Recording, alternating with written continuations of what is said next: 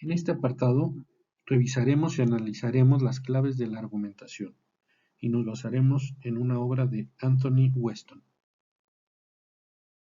Mucha gente piensa que discutir es simplemente expresar sus prejuicios de una forma diferente. Por eso mucha gente cree que discutir es desagradable e inútil.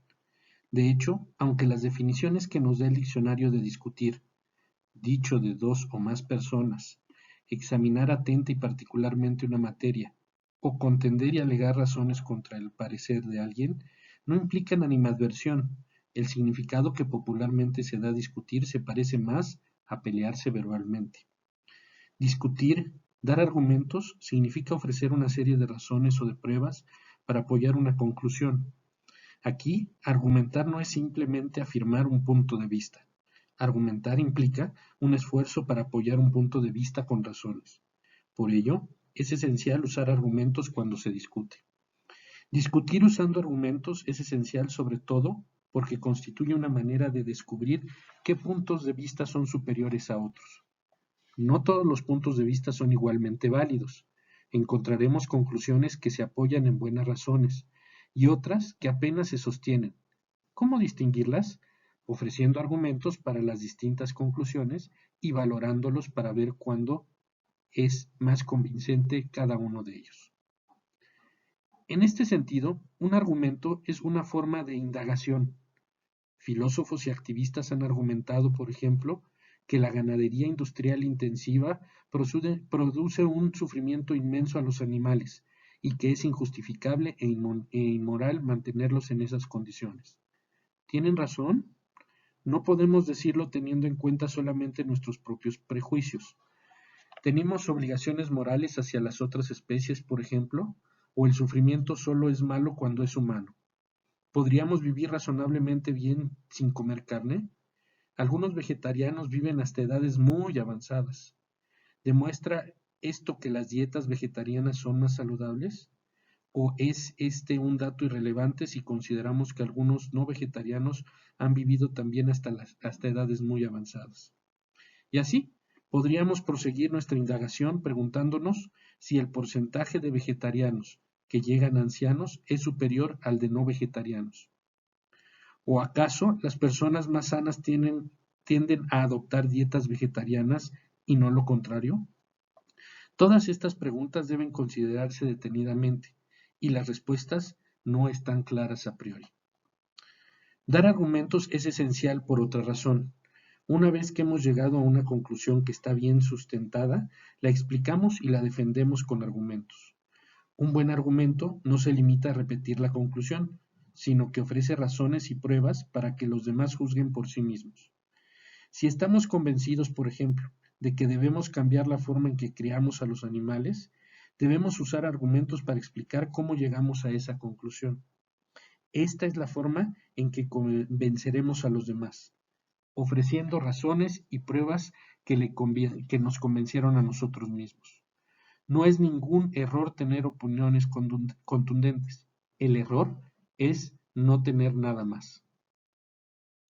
Normalmente aprendemos a discutir afirmando, es decir, solemos empezar por la conclusión. Expresamos un deseo, una opinión, sin ofrecer argumentos para apoyarla. A veces esta forma de proceder funciona, al menos cuando somos jóvenes. ¿Qué mejor que no tener que dar argumentos? Dar verdaderos argumentos requiere tiempo y práctica. Reunir razones, formular conclusiones que sean proporcionales a las pruebas de que disponemos, considerar las objeciones. Estas son destrezas que se adquieren. Debemos dejar de lado nuestros deseos y opiniones por un momento y pensar de verdad. La enseñanza formal puede ayudarnos o no. En cursos dedicados a enseñar listas cada vez más largas de hechos o de técnicas, raramente se anima a los alumnos a formular preguntas que podríamos contestar con un argumento. Sabemos que la ley electoral en España dispone de la mayoría de los diputados del Congreso que sean asignados aplicando el sistema Hunt. Esto es un hecho, pero ¿es esta una buena idea? Es más, ¿fue una buena idea en algún momento? ¿Qué razones se dieron para ello? Sabemos también que muchos científicos piensan que hay vida en otras partes del universo. ¿Pero por qué? ¿Y qué argumentos se apoyan? La respuesta a estas preguntas requieren encontrar las razones.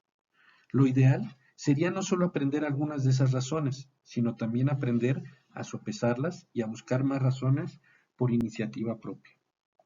En gran medida, como ya se ha dicho, argumentar correctamente es cuestión de tiempo y de práctica.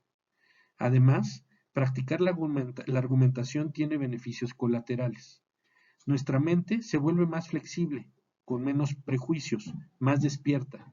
Llegaremos a apreciar la mejoría personal que nuestro pensamiento crítico puede llegar a representar. En nuestra vida familiar, en la política, en la ciencia, en la filosofía e incluso en la religión, se nos ofrecen constantemente argumentos para que los valoremos. Y nosotros podemos responder ofreciendo nuestros propios argumentos. Piensen en la argumentación como una forma de hacerse un lugar en esta dinámica dialéctica continua.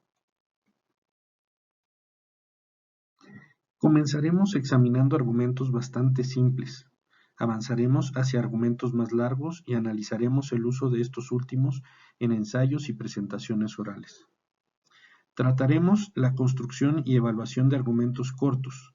Los argumentos cortos se limitan a ofrecer razones y pruebas brevemente, por lo general en unas cuantas frases o en un párrafo.